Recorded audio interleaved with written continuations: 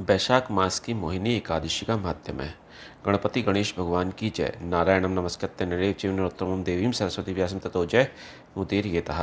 वैशाख मास की मोहिनी एकादशी का महात्म्य है।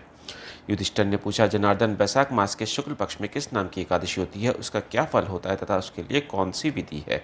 भगवान श्री कृष्ण बोले, महाराज, पूर्व काल में परम बुद्धिमान श्री रामचंद्र जी ने महर्षि वशिष्ठ जी से यही बात पूछी थी जिसे आज तुम मुझसे पूछ रहे हो। श्री राम ने कहा, भगवान, जो समस्त पापों का क्षय तथा सब प्रकार के दुखों का निवारण करने वाला व्रतों में उत्तम व्रत हो, उसे मैं सुनना चाहता हूँ।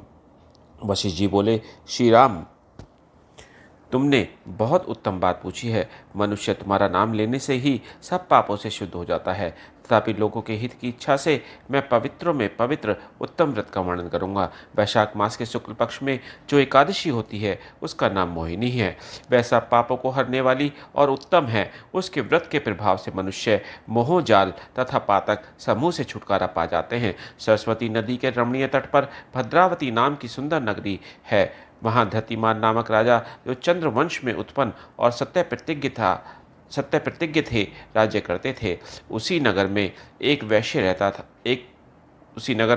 रहता था जो धन धान्य से परिपूर्ण और समृद्धिशाली था। उसका नाम था धनपाल।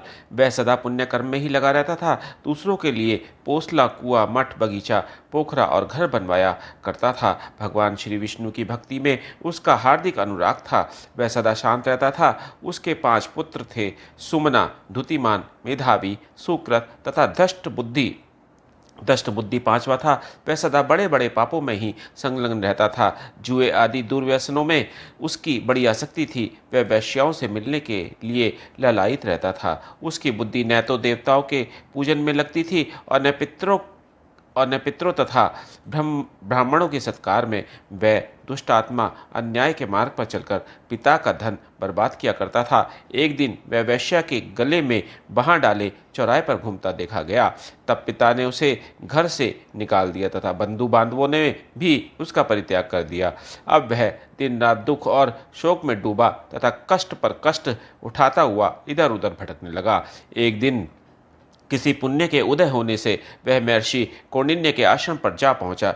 वैशाख का महीना था तथा तपोधन कौंडिन्य गंगा जी में स्नान करके आए थे। दष्ट बुद्धि शोक के भार से पीड़ित हो मुनिवर कौंडिन्य के पास गया और हाथ जोड़कर सामने खड़ा होकर बोला, ब्राह्मण दुष्श्रेष्ठ, मुझ पर दया करके कोई ऐसा व्रत बताइए जिसके पुण्य के प्रभाव से मेरी मुक्ति हो। कौंडिन्य बोले, वैशाख के शुक्ल पक्ष में मोहिनी नाम से प्रसिद्ध एकादशी का व्रत करो। मोहिनी को उपवास करने पर प्राणियों के अनेक जन्मों के किए हुए मेरु पर्वत जैसे महापाप भी नष्ट हो जाते हैं। वशिष्ठ जी कहते हैं, श्री रामचंद्र मुनि का यह वचन सुनकर दष्ट बुद्धि का चित्त प्रसन्न हो गया। उसने कौंडिन्य के उपदेश से विधिपूर्वक मोहिनी एकादशी का व्रत किया। नृपश्रेष्ठ, इस व्रत के करने से वह निष्पाप हो गया और दिव्य देह धारण कर गरुड़ पर आरूढ़ हो सब प्रकार के उपद्रवों से रहित श्री विष्णु धाम को चला गया। इस प्रकार यह मोहिनी का व्रत बहुत उत्तम है। इसके पढ़ने और सुनने से सहस्त्र गोदान का